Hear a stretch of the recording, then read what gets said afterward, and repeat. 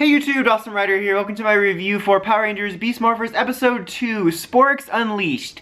So I thought this was a pretty solid episode. I didn't like it quite as much as the premiere, but I thought it was pretty solid. I have some mixed thoughts on certain things, so let's get into it. So, at the start of the episode, the core premise is the Rangers want to try to stop and warn about the Sporix at the beginning. Well, actually, at the very beginning, they're practicing their morph call and like the coordination of the choreography of the morph, which I actually thought was kind of funny, and there was like a reoccurring bit later when they get it right, and they're like, nice. So I thought that was kind of funny. As I talked about in yesterday's preview video, the part of the morphing call, at least, was linked to the morphing grid, which I do like that phrasing. It still feels kind of like sterile as a morphing call. I'm not sure where I would put it. I do kind of like it, but it's weird as a morphing call. But then this reveals that they're yet again, for like the 6th year in a row, doing that thing where they list all the activities. They're like, morpher, pulling out key, blinking eyes, scratching head, putting in key, checking watch. It's morphin' time. It's like, why do you have to list every activity you're doing? If the turbo morph was done today, it would be like turbo morpher, out key, pushing button,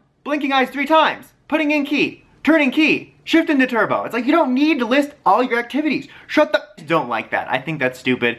It should just be, it's morphin' time and it's one phrase and then you're going home. You're going home! And anyway, after that, they're trying to figure out how to warn people, and Ollie has this plan to use Void Knight's scanner he left behind with his mom's tech to find the Sporix and basically collect them before they even hatch, which is a smart plan. And this is where like the conflict of the episode comes in, because Zato thinks it's too dangerous to combine alien and human tech, which seems kind of stupid. I mean, what's gonna happen? Your drone, your iPad's gonna break? Who cares? But that seemed like a stupid excuse. But the more important logic was like, yeah, his mom could get hurt because Void Knight might track down his stuff, or even if he wasn't tracking his scanner, he would, you know, find her because of the Sporix stuff. So that was the more important point than the weird alien tech stupid explainer. But the point with this was kind of the teamwork moral, that Ollie was really gung-ho about this plan, and the other Rangers weren't into it, and they didn't want to do it. But the thing was, is I think this is one of those times where I don't think anyone was fully right. I think that they were right about being cautious about like his mom, not about the alien tech thing. But I think he was right about it being a good idea. And they're like, we need to all warn people. And they didn't use this, but one of my least favorite Power Rangers teamwork tropes is they always need everybody to do one job instead of taking advantage of how many people you have. So what they really should have done is had a couple of them go warn people, and then maybe had Ollie and Solana or whatever the dino's name is, work on a way, maybe not necessarily to use Void Knight's scanner specifically, but work on a plan like that. Maybe reverse engineer the technology, make it safe, work on an idea like that. It was a smart idea. To just completely dismiss it for stupid teamwork reasons was stupid. And it just, I don't know. It just bothered me because I thought there was actually a good idea in there about being proactive. But they're going to warn everybody, and at the end of the episode, they actually do wind up putting a PSA out about Sporix, which is kind of funny seeing Zato do like a, oh, you know, call 188 Rangers or whatever.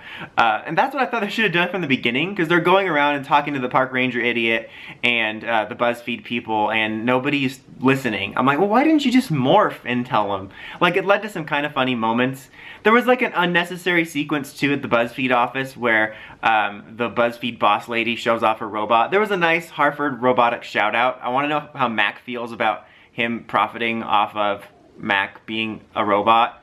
And man, these freaking human gears are everywhere, am I right? It was a nice shout out, and you know, I don't mind it. It just seemed like kind of a necessary sequence in the middle there, like it felt a little out of place. Not necessarily in the series overall, but just within the context of the episode. But basically, they take so long with this nobody believes them stuff that, you know, the monsters wind up sprouting up anyway. Void Knight's got the unicorn guy, Creon, who's called Mucus, shows up anyway, and then they go to a spotting of it, and we get our first morph. Also, Zato can just retract his antennas. I thought it was going to be like a glamour, but apparently he can just retract them. So it's whatever. But they do the morph. I actually do like the morphing sequence. I don't know why they always make them wear those perv tight outfits, but I like they smash the ground, and I like the sort of constellation morphing grid look they have to it that goes back to how they got their powers. And I like the way the helmets go like this. They still don't know how to properly scale the helmets. They're like, all right, let's go. And then the helmets are normal size and they put it on, but I like the concepts in it, and I really do like the score a lot. Like, the score really kicked up when they morphed, and I dig the score a ton in this series. And, you know, there was some good action.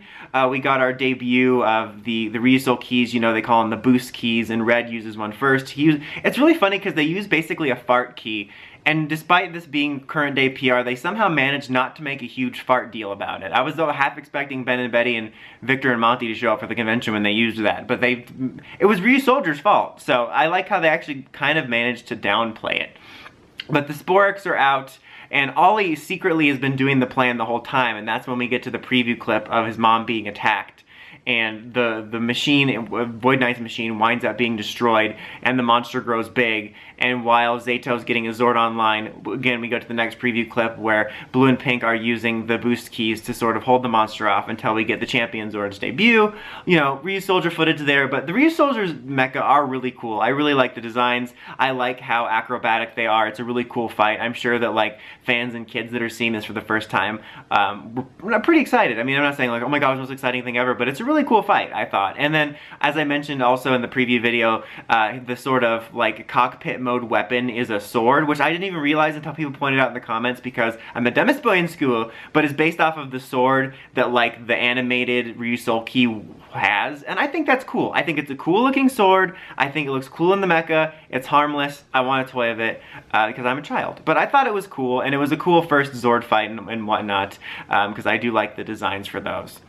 And then, you know, you get to the moral of the week, like, oh, I should have listened because teamwork. And here, I'll give them a little bit credit in the sense that before Dino Fury aired, when we read the episode descriptions, I thought this was going to be one of those classic, over your head, like, hey, work together, you're useless without 5 people changing one light bulb. I thought that was going to be this episode, and it was a little bit different, but I still think that there could have been some compromise in their discussions of the plan, but it didn't end up being the on-the-nose thing I thought it was going to be, like, except for the line that Ollie said, like, about teamwork, at the end, like working with the team's plan. It didn't feel like one of those moral lesson episodes. It just kind of felt like growing pains of different styles and whatnot. Then Void Knight finds his base, which is Area 62, which is like an abandoned, I guess, research facility for humans. And we find out that when Sporix beasts are destroyed, they're not really destroyed. They just become stronger putty, and he's putting it into this machine thing, and then my DVR cut it off. So I don't know if there was another line after that, but that's going to be their base of operations. And other things we found out is the Rangers did point out that, you know, there's 6 statues at Stonehenge, and like, where are the other Ranger keys? Can we recruit more? And he said the other Ranger keys were lost, which was surprising, not because, you know, obviously you don't have the others, but I assumed he had green and blacks because we're going to be getting them around episode 4. So I assumed that he had green and blacks keys, and gold's was going to be the one that was lost. So I'm curious if they're all at the same place or they're at different places, but that was definitely something interesting. Like I said, I don't mind the link to the morphing grid and morphing call. I just don't like the list of activities. I did like the morph sequence. I still feel that there's some clunky acting interactions in some places. I think that Zayto's is easiest to write off because it just comes off as kind of alien. I think Amelia is the most natural so far, and I like her the most just because I kind of like her enthusiasm for things.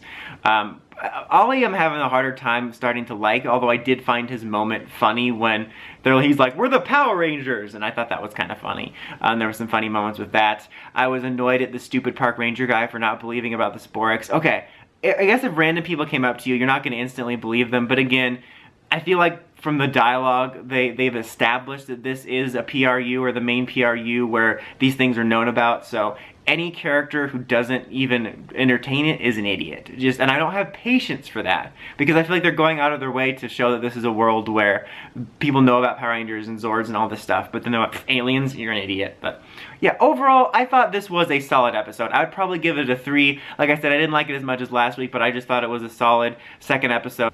Before this video fully wraps up, I just wanted to take a minute to give a shout out to Gio Alvarez for making this awesome art of my Ranger design that Frozen Stratos originally designed for me that I use on the channel. Super, super awesome. Look at this awesome helmet and this poster look. He did several different versions. It's so cool, and it just blows me away that someone wanted to do this for me, and I just wanted to show this off because it's super freaking cool. Kind of funny because this is one of those ones I felt would have flowed together both as an hour premiere, but it also flows together as an episode 1 and 2. And one thing I kind of like about it flowing as an episode 1 and 2 is that it makes the Zord debut another week later, so you're not debuting everything at once. But yeah, it's still, Dino Fury's been still decent so far, and I'm at least looking forward to next week. But what did you guys think? What did you think of the morphing call? What did you think of the morphing sequence? Are you happy that teleporting's back? Let me know in the comments as always. Until next time, like, comment, subscribe, and climb the steps and ring that bell so you can subscribe videos. Dawson Ryder, signing out.